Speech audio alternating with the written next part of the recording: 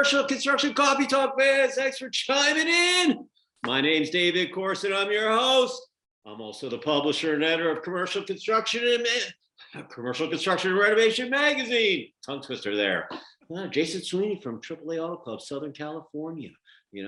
Anyway, this is what the magazine used to look like. I'm digital now, but this is what it used to look like. And this was an awesome feature that we did. Really, really cool pictures. If you ever never been down to the AAA headquarters down in SoCal in LA, oh my God, it's awesome. Got all these old pictures and cars and anyway, 10,000 locations. So anyway, but that's what it used to look like. But I'm digital now. I'm in the virtual world. So hope everybody's having a great week. Myself, I'm on the road. This is my last year banner. I'm a traveling publisher nomad. I drove up last Saturday to spend some time with my mother. My stepdad passed on May 1st. May rest in peace. He's battling cancer and all that stuff. And we knew it was coming. We just didn't know when. Funeral was the 4th. Then someone had COVID at the funeral and everybody got sick. Then I went home. And then the following weekend, my mother wasn't feeling good. And so from the COVID, and she wasn't, her eye was kind of funky and I don't know, she drove herself to the, she's a tough old lady and 82 years young, and drove herself to the hospital around the corner. And they were like, hey, Mrs. Weber, you had a stroke. We got to get you to the emergency room. So my sister going back to Long Island. And so she hopped in her car the following morning with her new puppy. That's, I think about, 2 months old, and stayed for the last couple of weeks. And so they found out that she didn't have a stroke, but she had something due to COVID. And then they thought she had Bell's palsy. So anyway, I was like, look, I'll come up there for a couple of weeks. I'll help her get some things wrapped up. And we're trying to figure out what we're going to do with the house and this and that. So I drove up last Saturday and we're hanging out. Had a couple podcasts scheduled. Monday night, I'm getting ready to do my podcast. And all of a sudden, a wicked storm that was rolling down from Detroit. They just came right down through the heart, right through Ohio, down into Kentucky. I thought a tornado was hitting the house at about 5:50 p.m. Power goes out, house is shaking.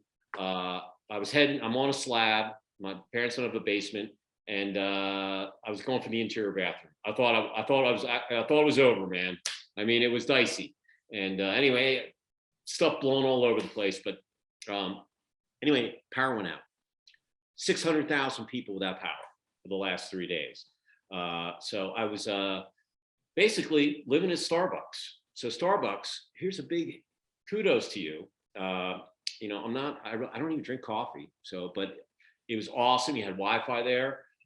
Spring Valley and 741, just below the Dayton Mall, is the Starbucks that I hit the last couple of days. And it was awesome. And let me tell you, there was a line of cars there all day, but there were a bunch of people that didn't have power. So we were all in there working. You just had to get in there early so you could snag your seat. And, but kudos for their hospitality. They were great. And I had a really good Gouda bacon cheese muffin each day. So, and some raspberry lemonade. I don't know, but that was my gig there. So anyway, it was an exciting last couple of days. We didn't have any power. What was amazing is you take for granted just the simple things in life.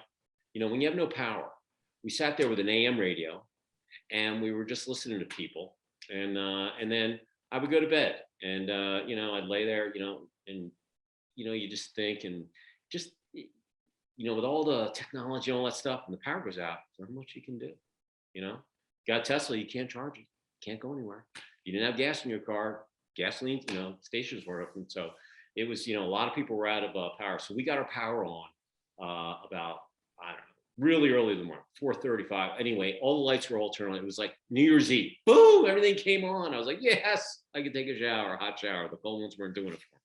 So anyway, that's my story for the last couple of days. So hopefully you guys, anybody that's in that was in Detroit, Cleveland, Columbus, Cincinnati, Northern Kentucky, I know what you guys went through because, like I said, the house was shaking, and I thought I was a goner. So, but my mom's doing okay. We found out actually she's got Ramsay Hunt, the same thing that Justin Bieber has. Someone sent me this thing. I'm like, hey mom, look at this. This is what you have. And she's like, oh wow.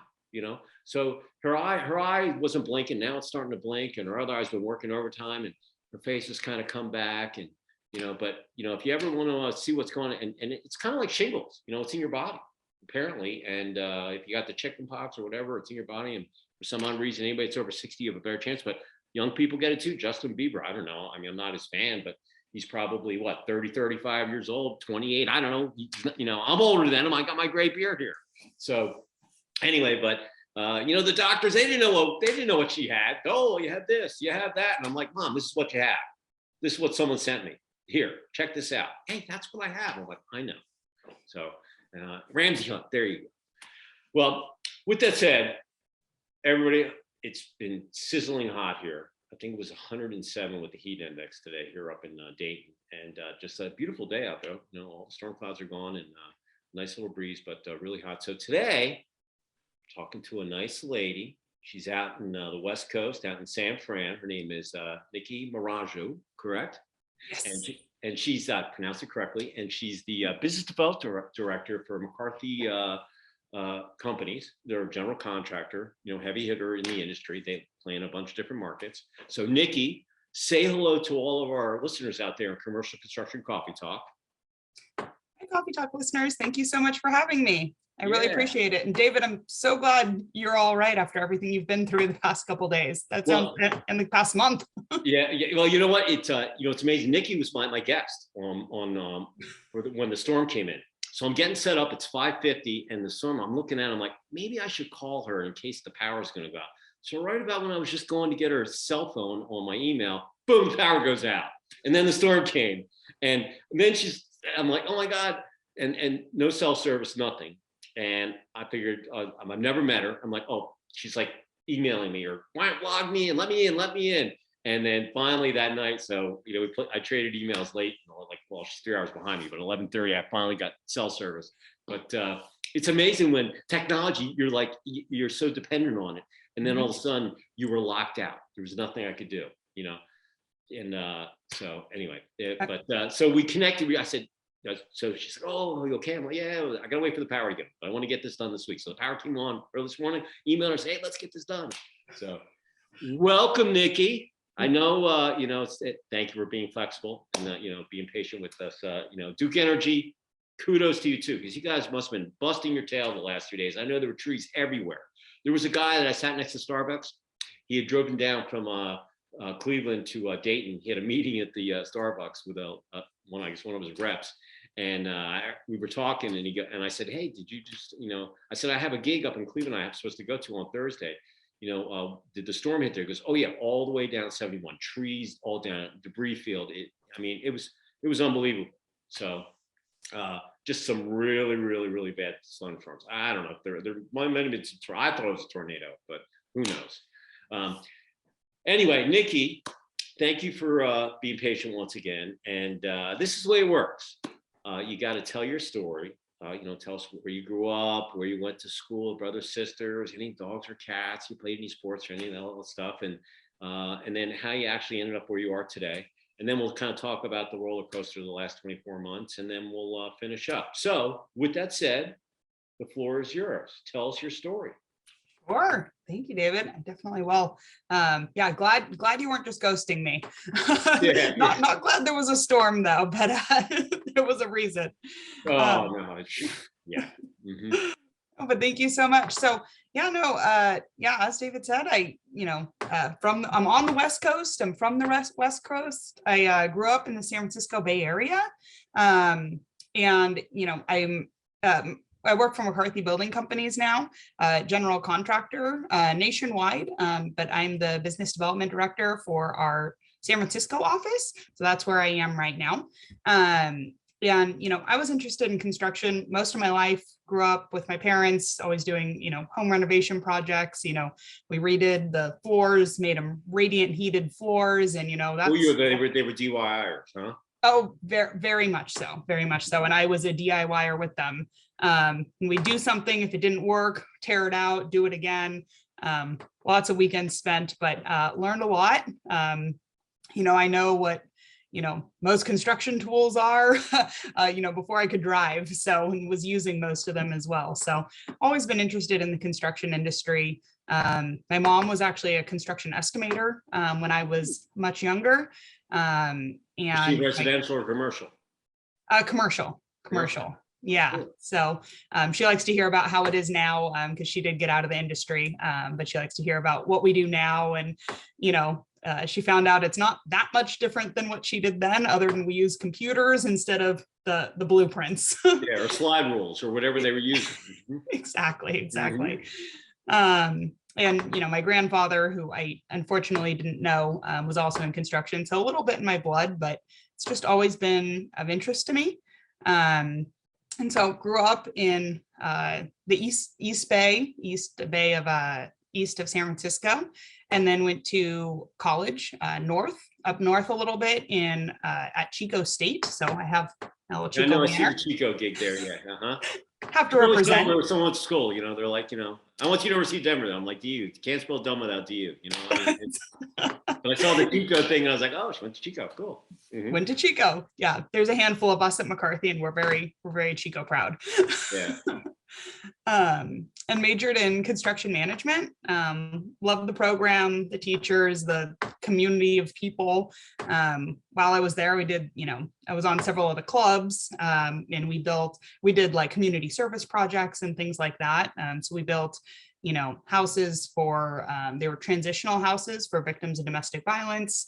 There was a big fire that swept through a very low income area, and the people were left with nothing, not even somewhere to lock what they had left. So we built them sheds, lockable sheds, which was really nice. So, did several projects like that while I was there. It was really rewarding. And then had the opportunity to intern for McCarthy Building Companies, over the summer, and it was on it was a hospital project, and it was fantastic. I loved it, being boots on the ground out on the job site. We were digging trenches for utilities at that time, and then watching the structure go up. And then unfortunately I had to go back to school. So I left them to finish. Were there a lot when you were in your construction management? Were there a lot of other females or were you one of the few? That's a good question. There were definitely some, but not a lot. Yeah. There were a few of us. There were a few of us there, and it's interesting. I graduated, over 10 years ago, and it's about the same now as it was then. But one of my takeaways, I know that's to save for the end, but one of my takeaways is it's a great industry for men and women, but it's a great opportunity for women that they probably don't even know about. Or you might think, hey, I'm going to be out in the field, carrying heavy things and, hammering things. And I don't know if I can do that, but, there's a whole construction management side to it that's fantastic. Lots of great opportunities for growth. And, I started out as a project engineer, which is an entry-level position. Then worked my way up to project manager, was running my own projects, which was really great. My project finished the day before COVID hit. So that was fantastic timing, turning over the keys. Yeah. And was that a healthcare facility or was that something else? No, so that was it was an office tenant improvement project. So no, great question. I mean, we do lots of healthcare, but we also do offices. No, you guys are in all labs, those sectors. I mean, all the sectors. Yeah. So we do a lot of different things. And my career, I've been fortunate enough to dabble in multiple different sectors, a bit of parking structure. And so it's been a really great experience. And then last year in 2021, I was asked if I wanted to become the business development director for our San Francisco office. So I don't have a ton of background in sales, but I know what we do on the job sites. I know how well we do it. I know how our teams work, how to work with the clients. And so just bringing that experience into the sales side of our business to win new work has been really rewarding. Well, my issue coming up in June is our annual general contractor survey. So I just got your McCarthy info and your data and stuff. So I knew where you played, which sectors and stuff, because you got to fill all that stuff out for me. But anyway, you knew. no, I've been dealing with Williams. I forget where he was. He's in the Midwest someplace. Anyway, that was the marketing guy filling it all out. There was another person, and they were like, "Oh, we got to get these figures. Can I get a?" I'm like, "Oh yeah, you got time." So that's That's awesome. Yeah. No, so anyway, I knew everything about that. I figured, I was curious on which divisions that you were, that you played in and stuff. So. No, and it's a great question too, but all of our offices do all the different markets. Oh, yeah. So, Well, look, I'm out of Atlanta. You guys have an office there, and Yep. yeah. So the the funny thing is, on these podcasts, I've had, we have men and women, pretty much 50-50. But a lot of the women that we've had on there, they've all said that, it's basically you're playing in a man's sandbox, getting the respect and all that. But believe it or not, as the publisher of the magazine, we go to retail, restaurant, hospitality, healthcare, craft, we do all these things. And I looked at my circulation, about half of it was, women, females, especially in retail. Men, do they go shop? No. Women go and shop. They know how far they want the aisles. They know which type of pictures they want. So it's not really a man's world, anymore. And I had this girl. She was out in New Jersey. She was a flooring installer, and Abby was her name. She was probably on here a month ago. Anyway, she's about 4'8" and 100 pounds when dripping wet. And she was talking about, she was working on these high rises in New York, and the elevators would only carry 1,000 pounds, but when all the flooring material got delivered on the pallets, they were 2,500 pounds. So she had to undo all the pallets, and her crew, they're all guys, and they're like, "Hey man, are you going to do all that?" She's like, "Look, who else is going to do it, man? I got to do this stuff." So, that whole female man thing, she's like, "No, man, my guys have my back. I mean, if anything ever happened, those guys would, stick up for me, and they know that I can carry my own weight, and but proving yourself is a big thing. It is. I don't care if you're man or woman, you got to prove yourself regardless, right?"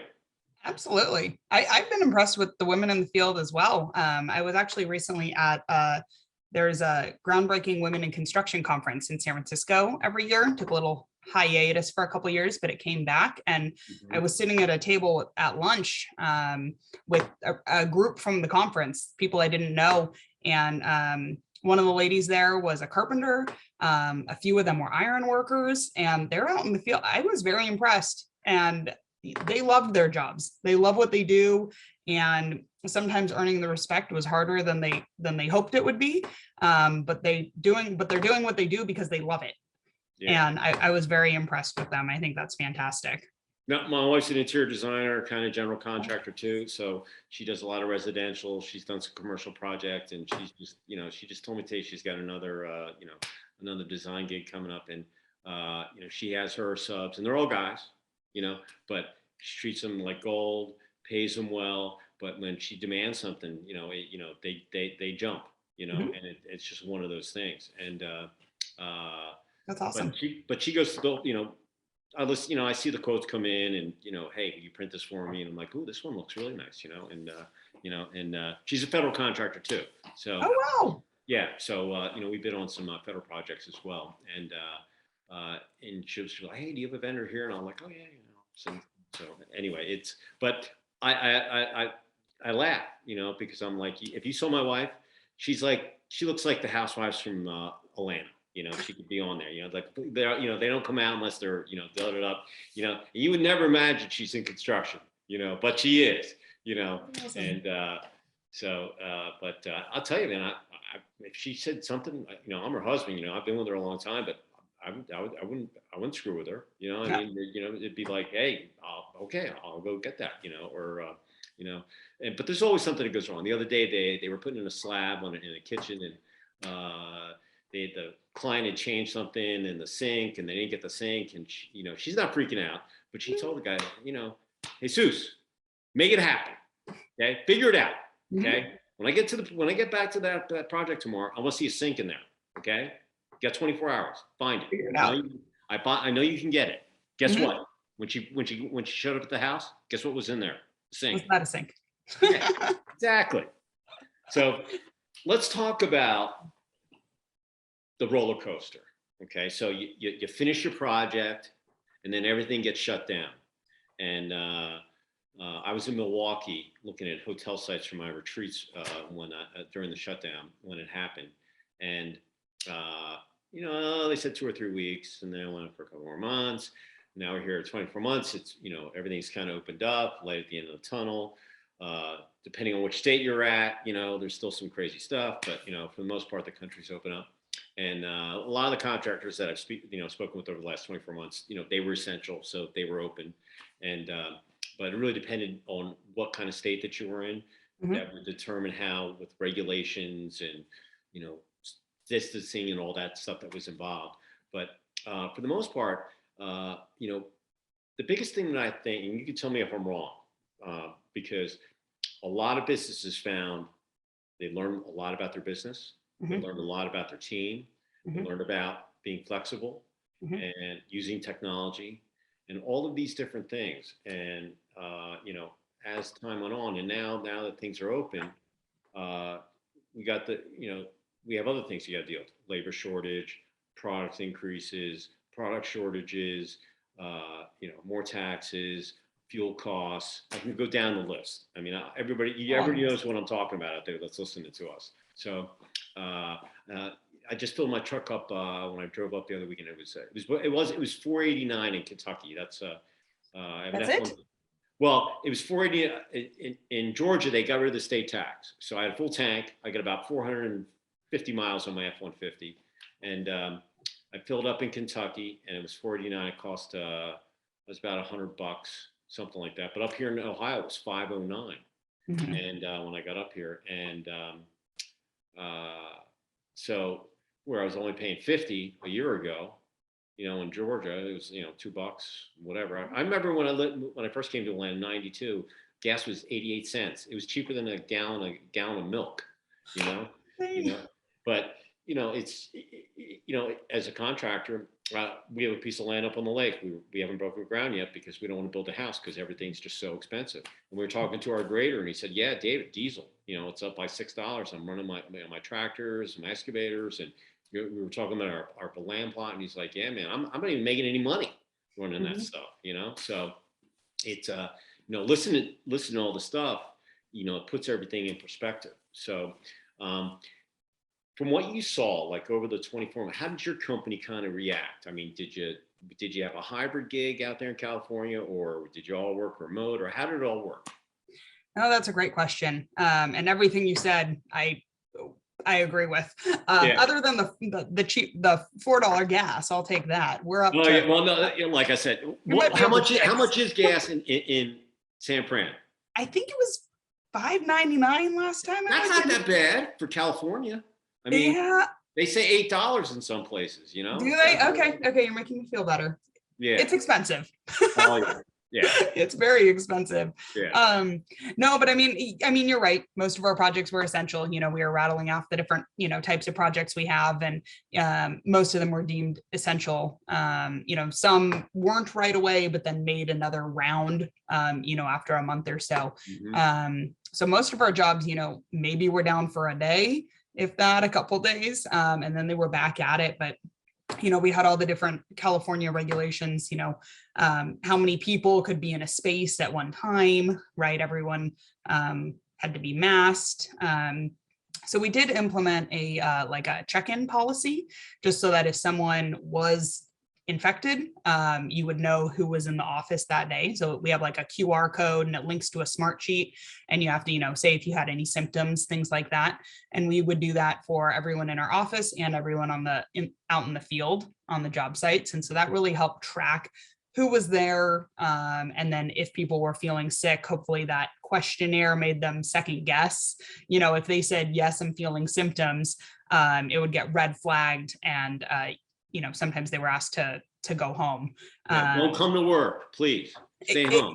And you can see that, right? But then people feel like they should. But when you have to actually answer a questionnaire, and you have to answer it honestly, right? You second guess it. And so we found that to be a really helpful tool that we rolled out to all of our offices and job sites nationwide pretty quickly. But yeah, so most of them, you asked if we were hybrid. Some of our job sites were hybrid. Sometimes it was because, we're in job site trailers, and you have so many people in a trailer running a project, and you were only allowed to have so many people per route. And so they would they would take turns, Monday, Wednesday, Friday shift and the Tuesday, Thursday shift, things like that, just to meet the requirements. We definitely, our safety team, especially, we had a COVID task force that, kept an eye on all of the guidelines and made sure that they were rolling out, any changes to everyone really quickly to make sure we were following all the rules and regulations at all times. And I think that helped a lot. I know it was a lot of work for them because that was on top of their day job. But I think that helped a lot. It was definitely a roller coaster. 2020 was crazy, but 2021 was actually our best year as a company yet. So, we really rebounded quickly, figured it out. I mean, like you said, we learned how to be more flexible. We learned, that there's so many more technology things out there that, even now that most of us are back at the office, we're still using those technologies that we learned about and had to use over the past couple of years. We're now using them because they just worked so well that even when we're together, we're still using them. And we found that connectivity, you used to have to drive 2 hours to meet with someone or an hour to meet with someone.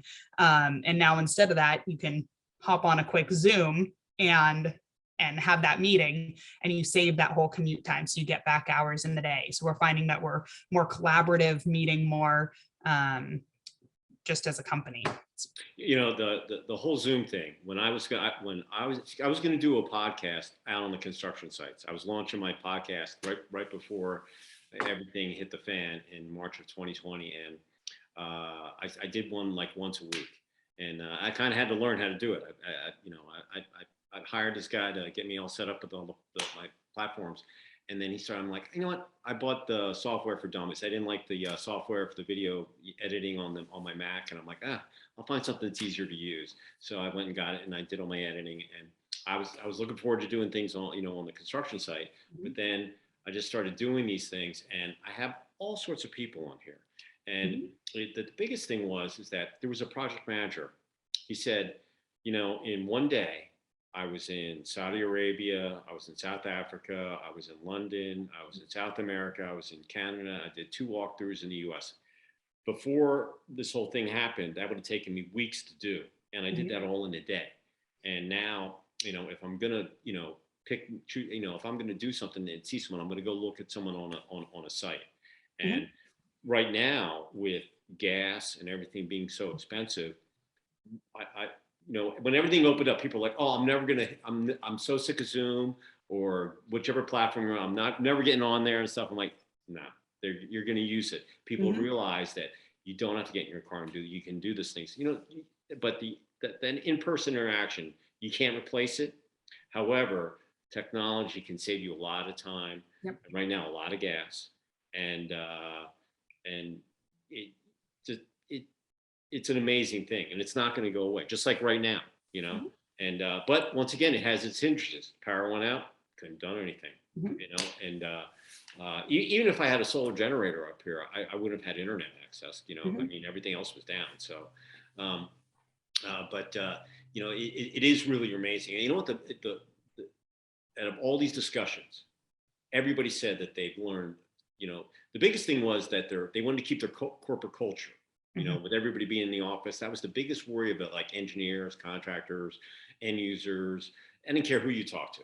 They were worried that, do I trust my people? Some people have to work in an office. They can't work in their house. But I think a lot of other people working in a house, they realize, there's other things in my life besides work.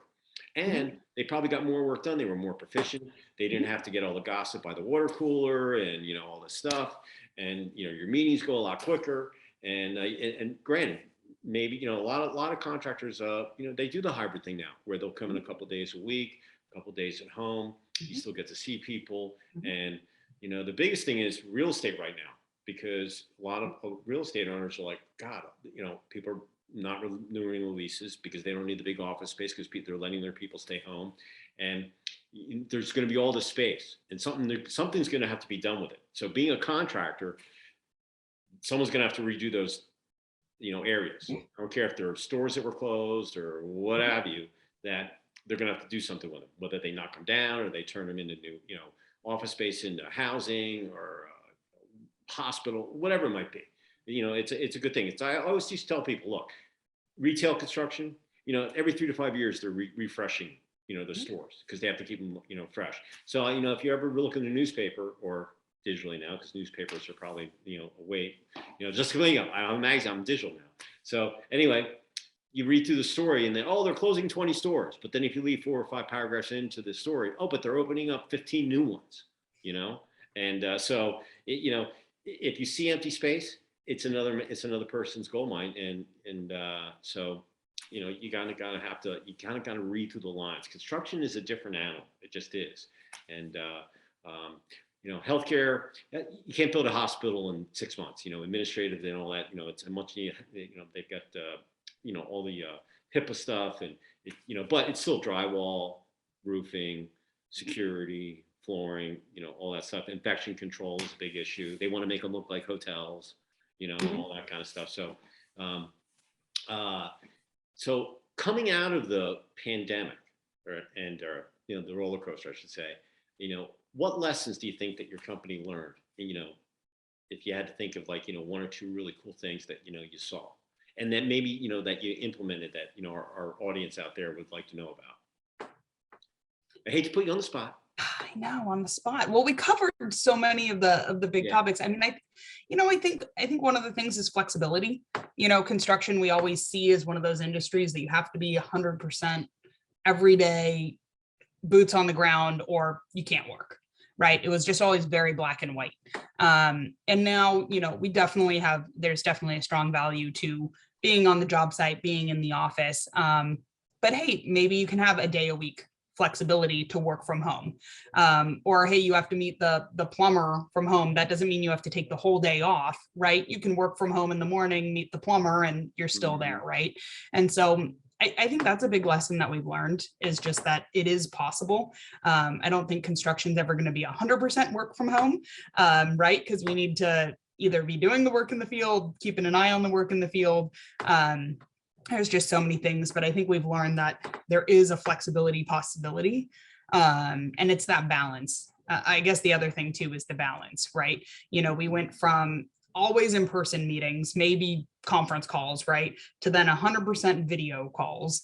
And then now we're finding this balance, right? And so I think what we've learned is there has to be a balance. There's a reason to meet in person and to take that, that extra commute to go drive to a different office to meet with people. Because that face-to-face, you just have a different type of conversation. And if you really want to dive deep into something and have a strategic discussion, sometimes that does need to be face-to-face. You can bounce things off each other. People can talk and move around the room, right? And there's definitely advantages to that. And then when it's just a quick check-in call, or it's with someone across the country, you can do a Zoom. And so I think we learned, I think flexibility and balance would be the 2 main things. There's several more, but those are the first 2 that come to mind, just as far as biggest lessons learned. What's one of the coolest projects that you've done in your construction career, do you think, since you've kind of dabbled in all those different markets? What was the coolest one you did, you think? So it's so hard because they're all cool for different reasons. Yeah. Yeah, listen, I have a magazine every month. They're all cool. I always, I like them all. So I can pick. So I know, but just pick one. Which one do you think? Picking a favorite child.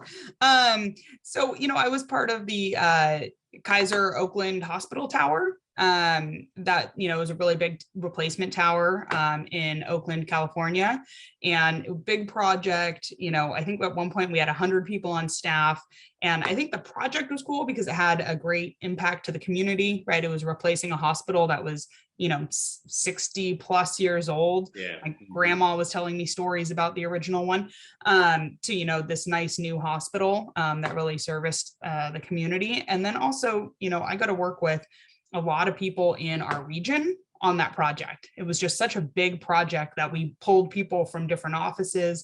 And so a lot of the relationships I have with people today within the company are still from that project, when, we'd pass each other, in the break room or, at the water cooler. And so did they demolish the old building and then rebuild on that same area, or did they get new land for the tower? So it was built right across the street. They couldn't demo it until they had a new facility up and running because that was still the main Sure. hospital for the Mhm. area. But then after we finished the hospital, they did go back and demo the old building. How long was that project? Well, so I was on it for 2.5 years. Mhm. But overall, I think from the time the first person was on it to the first time the last person left, it was about 10 years. But that was doing some improvement projects, and we added a little park on the side and some things like that that we did afterwards. And then obviously the make ready work ahead of time. There were some buildings there that we did have to demo up front. So anyone that was there from the very beginning to the very end, it was very long. But my stint for the project I was working on, which was the specialty medical office building portion, was about 2.5 years or so. So it was a good time, but that was a really, really good project. Met a lot of people, and it was cool that it was a hospital that helps the community. And we also too, I'm sure you've heard of a little thing called OshPod. They're now called HCI. And so that brings, a different level to the project, different code requirements, different approvals. And so working through all that as well, just added a new layer to the project. Very cool. Very cool. Yeah. So, if you wanted to leave one positive thought or phrase with our audience out there on Commercial Construction Coffee Talk, what would it be as we go into Q3 in 2022 and the dog days of summer? What would it be? Once again, I'm putting you on the spot. No, this is a good one. I really like this question, and I'm not really a phrase type person, so I don't just have one of those in my back Sure. pocket. But I think the positive thought is, construction's a great industry.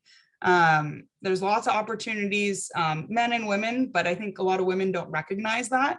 And so I definitely encourage, women to consider it as an industry and a career path, because there's tons of opportunities across the country, both in the field, like we talked about, like the flooring installer, the iron workers, the carpenters, and then also on the management side, just tons of opportunity out there. And I definitely encourage you to take a look at it if you're at all interested in, especially the Mac aspects and things like that. It's been great for me, and I really enjoy it. It's been a great career so far.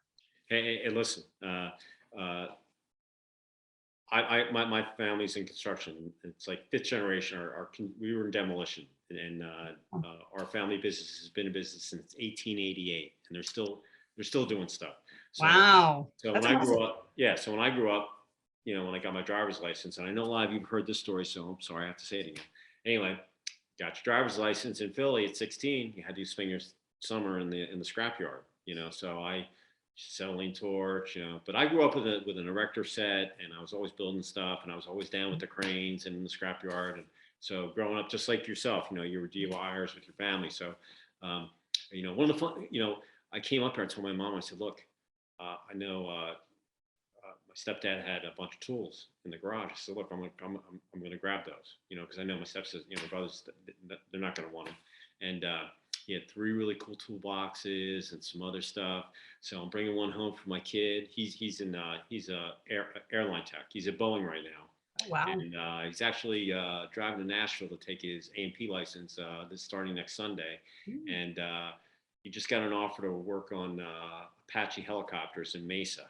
And he's got he's got a bunch of job offers. But anyway, so he's always been working with his hands too. So bringing home, 3 toolboxes. I'm gonna give one to my wife, one here, and then he had all these old tools. I mean, all this old stuff, which, I'm not gonna use. So took it down to Habitat for Humanity, and they were like, oh, wow, this is great, but there were some really old tools. I was like, what the heck is this? I didn't know what it was. So we take it down there, like, oh yeah, this is what that is.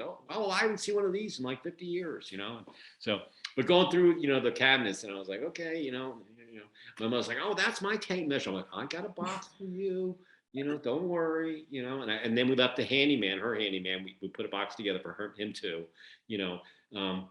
but there were some old drills in there, some stuff that you could probably put in like a museum, but there was stuff in there I did not know what it was. I was like, what the heck is this? I know it's something you do, but I don't know what it is. So, and I've been around construction a long time, so it was kind of like going through history. I was like, they had new stuff, you had old stuff, So Anyway, well, if someone wanted to get in touch with you and just bounce some questions or talk projects, how would they reach out to you?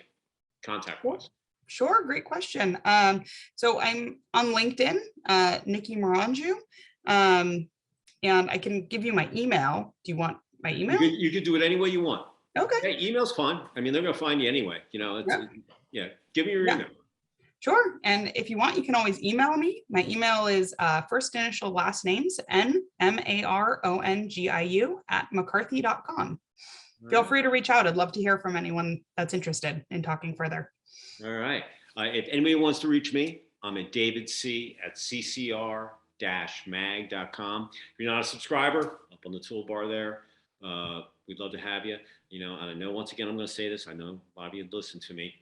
It's like playing the lottery. You won't buy a ticket, you can't win. If you don't send me something, I can't find a place for it. You know, just like McCarthy, they just sent their form in. They're going to be listening to the general contractor survey coming up my next issue.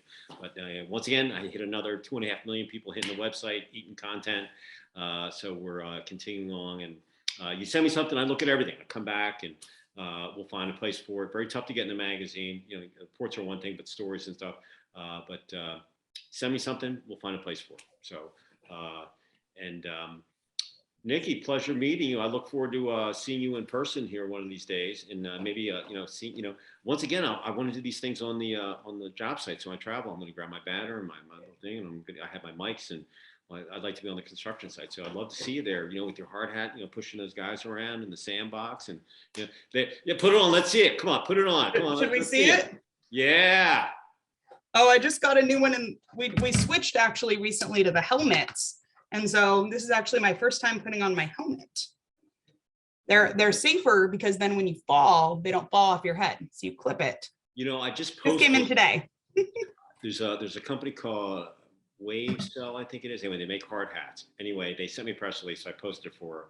She came back to me and she's like, "Hey, would you like to get some samples?" And so they have vented ones, so they stay cool, and then they've got these cool little gizmos in there that make them comfortable. And I said, "Look, send one for my wife. Make sure it's got that pinker, girly look, and you can send me one of the, the men look, Yeah. And so I said, "Look, I'll wear them, and we'll tell you what we think." And listen, hard hats, you got to wear them, Gotta wear them. They keep you safe. Hey, I wear them hockey, I'm wearing lacrosse, right, I wear them, you got to wear them. So you're looking good in the hard hat. Nice. I appreciate it. Yeah. They actually almost look like a horse helmet, It's a new look. We're adapting to it, but it's safer. So if it's safer, you get past the look, right?